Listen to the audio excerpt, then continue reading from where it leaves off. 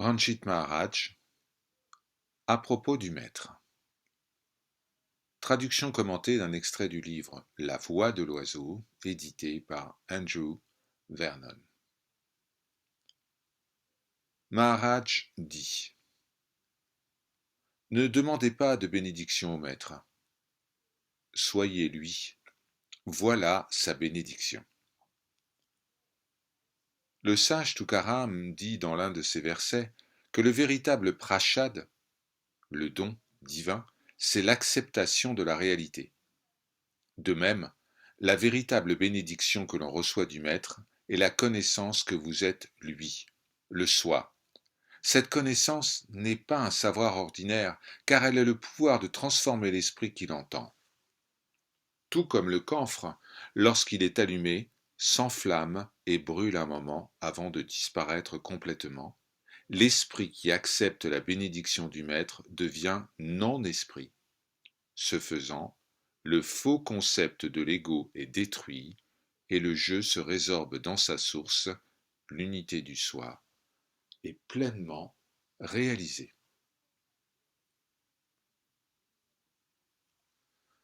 Maharaj dit: Ne demandez jamais rien au maître. L'enfant peut compter sur sa mère, car la mère sait quand l'enfant a besoin de lait. Une mère pourvoit aux besoins de son enfant, c'est une réaction naturelle. Et l'enfant n'a pas besoin de demander: Vas-tu me nourrir ou non? L'acte de nourrir se produit tout simplement. L'enfant est prêt à être nourri et la mère le nourrit.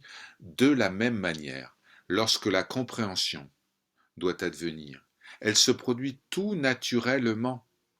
Il n'est vraiment pas nécessaire de demander quoi que ce soit, car ce qui doit arriver arrivera certainement au moment opportun. En revanche, si quelque chose ne doit pas arriver, cela n'arrivera pas. Même le maître ne peut vous donner ce pourquoi vous n'êtes pas prêt. Ne comprenant pas cette loi, beaucoup de gens viennent voir un maître et disent: S'il vous plaît, accordez-moi votre grâce ou donnez-moi votre bénédiction afin que je puisse réaliser le soi.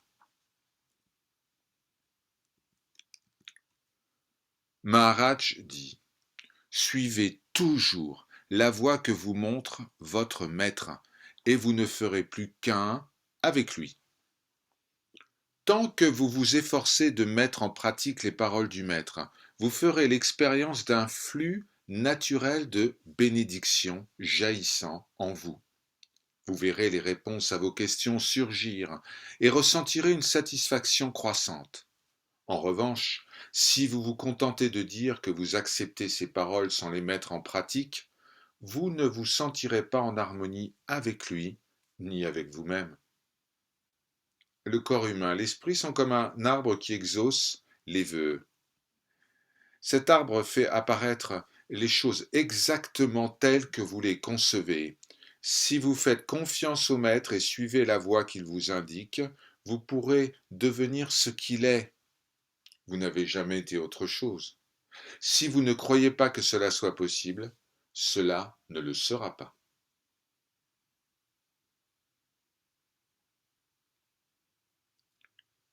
Maharaj dit: Ne considérez pas votre maître comme une personne ordinaire. Le maître est semblable à un miroir parfaitement propre et poli. Lorsque vous allez vous asseoir à ses pieds, vous ressentez une paix immense. Au début, vous pouvez penser: Quelle paix émane de cette personne! En réalité, il n'y a ni rayonnement ni mouvement. C'est votre propre paix que vous éprouvez. La paix du soi. Le maître est le soi. Il n'y a pas une personne ordinaire pour masquer l'être, la conscience et la plénitude. Vous êtes vous aussi uniquement cela. Tant que vous parvenez à oublier votre propre personne ordinaire, vous faites l'expérience de ce même être, de cette même conscience et de cette même plénitude en sa présence.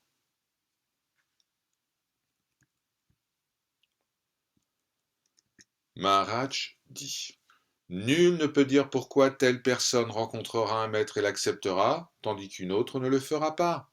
Certains attribuent cela à un bon karma issu de vie antérieure, d'autres à une simple chance.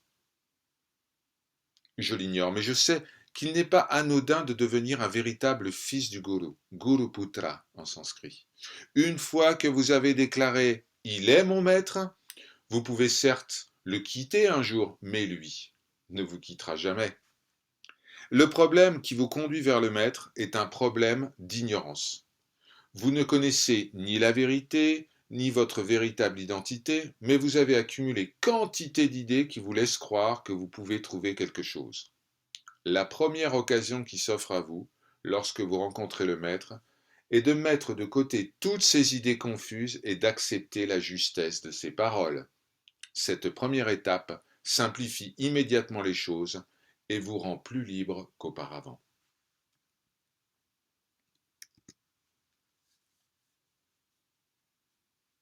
Maharaj dit: ayez une foi totale en le maître. Par la suite, la foi ne sera plus nécessaire.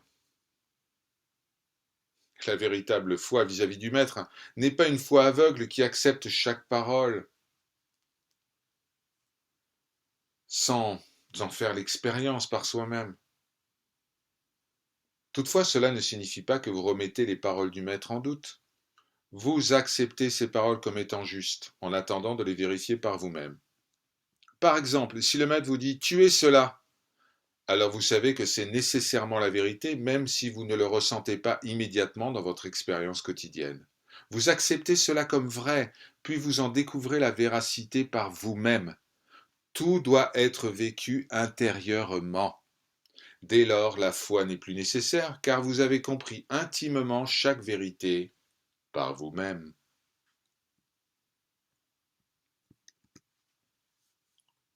Maharaj dit: gardez le contact avec ce que dit l'enseignant. C'est cela qu'il faut garder présent à l'esprit. Maharaj utilisait souvent l'analogie de la feuille de lotus qui flotte sur l'eau sans l'absorber. Ici, cependant, il dit: gardez le contact avec ce que dit l'enseignant. Vous cherchez toujours à vous identifier à quelque chose. Alors pourquoi ne pas vous identifier à l'enseignement du maître? Si vous vous laissez profondément toucher par ces idées, elles feront partie de vous. Dites: je dépose toutes mes histoires à vos pieds, et les pensées du maître sont désormais mes pensées.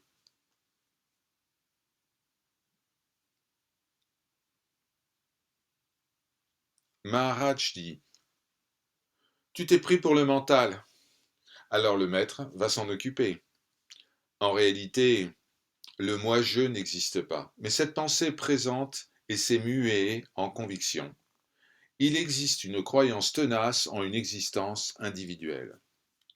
Tu t'es identifié à cela. Tu dois donc mener la vie du mental, avec tout ce qu'elle comporte de stress et d'anxiété. La relation maître-disciple est une bouée de sauvetage qui existe depuis des millénaires. Elle fonctionne si l'enseignant est authentique et si le disciple est prêt et disposé à abandonner son mental pour qu'il soit transformé par l'enseignement du maître. Le maître dit la vérité et continue de te la dire de 100 manières différentes. Il ne transforme pas ton mental par magie d'un simple regard ou d'un toucher. De telles expériences peuvent survenir, mais elles ne sont que temporaires. Un changement durable dépend de la capacité à accepter et à comprendre ce que dit le maître.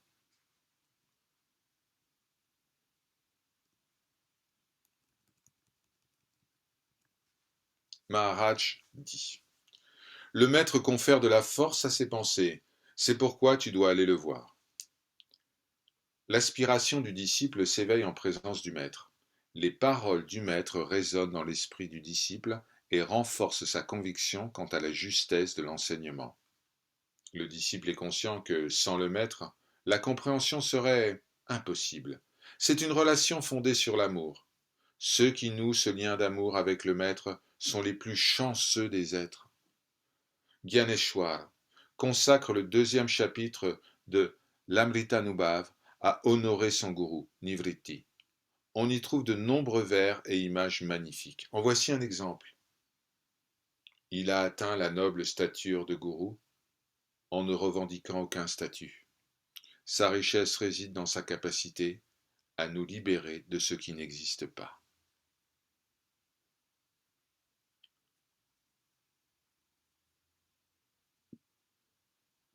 Maharaj dit: Tu as revêtu un corps, et cela s'oppose constamment à l'enseignement du maître. Le poète Sri Dadaji Maharaj, qui vécut à Aligarh dans le nord de l'Inde au XIXe siècle, a écrit: Illusoire est l'amour de la femme, de la richesse, du pouvoir, mais l'amour du gourou est le véritable amour. Tu es ici pour trouver ton gourou, et l'avoir trouvé et accepté pour ne faire plus qu'un avec lui. Il vaut mieux cesser de respirer que d'abandonner le gourou. Le corps mental tendra toujours vers les choses du monde. C'est appelé Vishaya Vasanas en sanskrit. C'est tout ce qu'il connaît. L'ego est l'incarnation de l'illusion de l'individualité. L'amour pour le maître est une force puissante, capable de détruire la croyance en l'ego, jusqu'à la racine. Il vous permet d'accepter l'enseignement du maître et de le comprendre. Sans cette force, l'ego ne disparaîtra pas.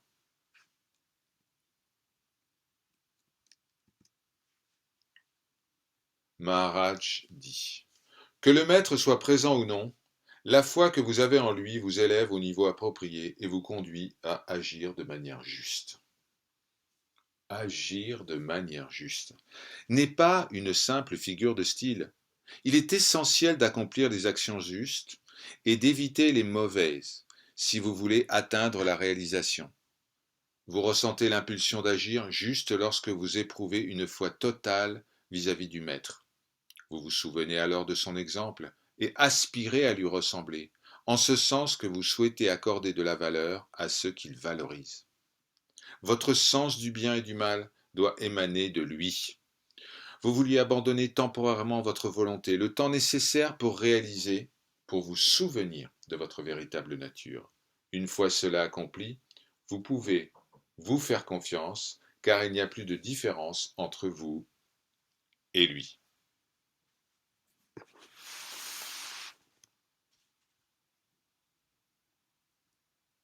Maharaj dit: Le haut-parleur diffuse, peu lui importe que les gens entendent ou non. L'ego n'aime pas entendre ce genre de propos car il préfère s'imaginer que le maître éprouve quelque chose de particulier pour lui en tant qu'individu. Bien entendu, cela est impossible. Le maître ne reconnaît pas les individus. Il ne fait pas de favoritisme, mais s'exprime toujours avec constance. Sa mission est de dire la vérité et d'indiquer la voie à ceux qui la sollicitent. Il sait que ceux qui sont prêts à entendre entendront, et que ceux qui sont prêts à s'abandonner le feront. Le grand poète Kabir a écrit: Ô Kabir, je cherche un véritable auditeur, qui, tel le cerf entendant le corps du chasseur, s'abandonne totalement à lui. Le gourou aime tout le monde, mais celui qui aime le gourou et le sert jour et nuit goûtera à l'eau de l'immortalité consciente.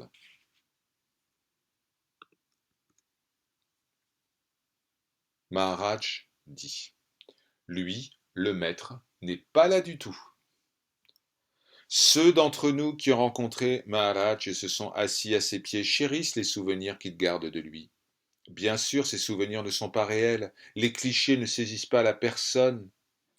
Tout ce que vous pensez ou ressentez à propos du maître réside en vous. Cela vaut pour tout objet en ce monde. Vous ne pouvez pas le connaître tel qu'il est en soi. Vous ne connaissez que votre propre expérience. La substance des objets est la connaissance. S'il n'y a pas de connaissance, il n'y a pas d'objet. Ainsi, lorsque vous regardez Maharaj ou votre propre maître assis là, ce que vous voyez, c'est votre propre image de lui. Il n'est pas là en tant qu'objet. En fait, l'efficacité de la présence du maître, sa capacité à vous faire ressentir votre propre paix et joie intérieure, repose précisément sur le fait qu'il n'est pas là en tant que personne. Le maître est transparent, tel l'espace, et ne fait que refléter votre propre immensité.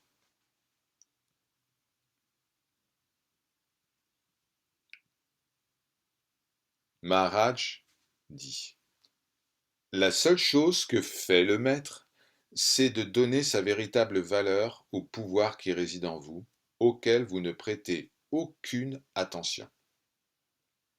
Le maître ne cherche pas à créer quelque chose à partir de rien. Il ne cherche pas à vous faire pratiquer pour que vous puissiez éventuellement acquérir quelque chose. Il se contente de vous montrer ce qui est déjà là. Le gourou est littéralement celui qui dissipe les ténèbres. Il vous dit que vous êtes la réalité. Vous êtes déjà cela. Il vous suffit de vous défaire de la fausse croyance selon laquelle vous n'êtes pas réalisé. La puissance du soi, être, conscience, plénitude, sat, chit, ananda, est votre véritable nature. Il n'y a jamais d'instant où vous puissiez dire que vous n'êtes pas. Cela signifie que vous réalisez déjà le soi. Le problème est que vous ne prêtez pas attention à cela. Le maître vous remet donc sur la bonne voie à ce sujet.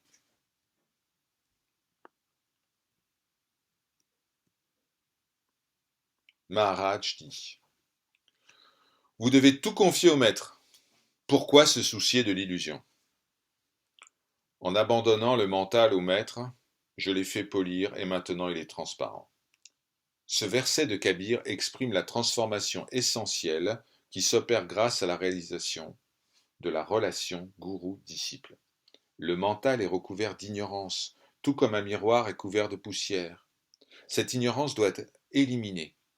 Cela se produit lorsque le disciple abandonne son mental au maître, le dépose, remplaçant toutes les anciennes idées et suppositions par la compréhension nouvelle apportée par l'enseignement.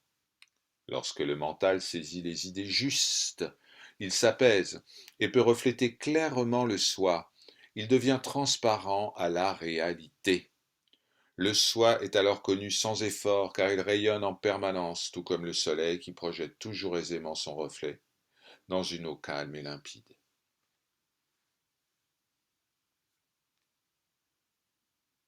Maharaj dit: le maître n'est qu'un guide qui montre la voie. Il vous conduit jusqu'à la porte, puis sa tâche s'arrête là. Il ne reste pas sur place. Si vous lisez les questions que les gens adressent aux saints et aux sages, vous constatez souvent la croyance selon laquelle le maître pourrait conférer la compréhension, voire la réalisation du soi aux disciples. Mais comment cela serait-il possible? Même si le maître possédait de tels pouvoirs, comment la réalisation pourrait-elle perdurer si le mental de l'aspirant n'était pas dûment préparé? Au mieux, il ne s'agirait que d'un avant-goût. Le maître peut vous dire tout ce que vous devez savoir et vous indiquer la bonne direction. Il répond à vos questions pour dissiper tout doute et vous conduit jusqu'à la porte. Mais ensuite, sa mission est accomplie. C'est à vous de franchir la dernière étape, d'entrer dans la maison que vous n'avez jamais quittée et d'en prendre possession. Om Shri Gurubhyo Namaha. Ceci est parole de vérité.